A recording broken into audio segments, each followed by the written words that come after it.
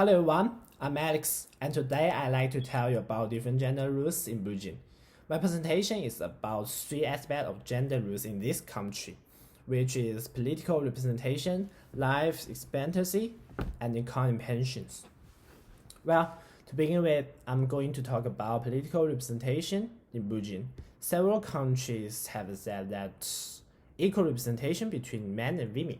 Most countries have therefore adopted policies to ensure there is gender parity in the political system. Of the Interparliamentary Union list top 10 countries, six have adopted a quota system. The other four countries went for volunteered political party quotas. Belgium ranks top with more than a quarter of House representative being women, while almost half being women in the Senate. Belgium is doing well compared to the global mean of about 20%. In 1948, Belgian women were granted full political privileges. Despite that, parliamentary representation of women never exceeded 5%.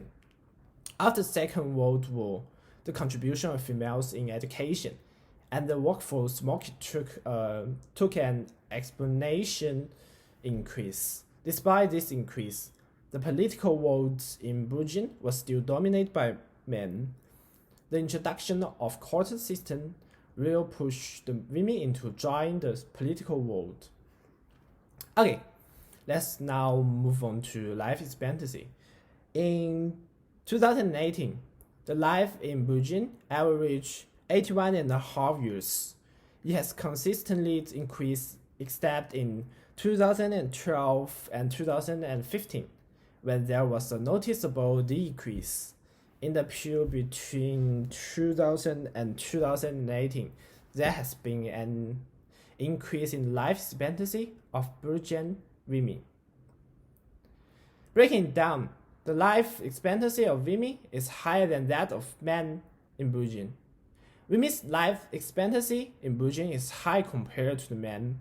The life expectancy of men, however, increased faster than that of women. In the same period of 2000 to 2018, the life expectancy of men rose by 4 years, while that of women increased by at least 2 years. The result of this was a reduction in the gender gap. There hasn't been an increase in the life expectancy of women since 2016, while that of men has continued to increase. In 2018, Flanders had the highest life expectancy at birth of 82.3 years, while Brussels was 81.5 years. Wallonia had lowest with an average of 79.9 years.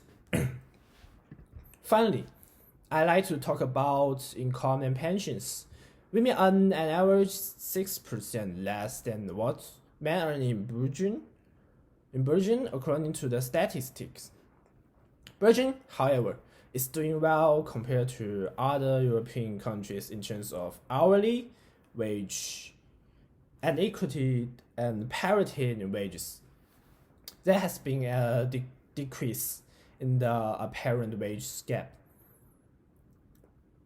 The European Union average is higher than that of Belgium. Despite women in Belgium being more educated than men, it is quite unfortunate that men are paid more than women are. The increase in the representation of women in the labor force has seen it necessary to break the glass ceiling that prevents women from career projection to top salary jobs is not prevalent in Belgium. The gender wage gap of about 8.9% in Belgium is half the size of the gap in an average Organization for Economic Cooperation and Development country. Nevertheless, there is a representation deficiency in top management for women, despite there being legal obligation of organization to ensure that. The rationale given for the pay gap, especially in business, is that women spend less time in devotion to their business compared to men. Well, in conclusion, different gender roles are treated relatively equally in Belgium comparing to other countries, and it shows a positive trend to get better in gender equality. Okay, that brings to the end of my presentation. I hope you have enjoyed my presentation. Thank you for listening.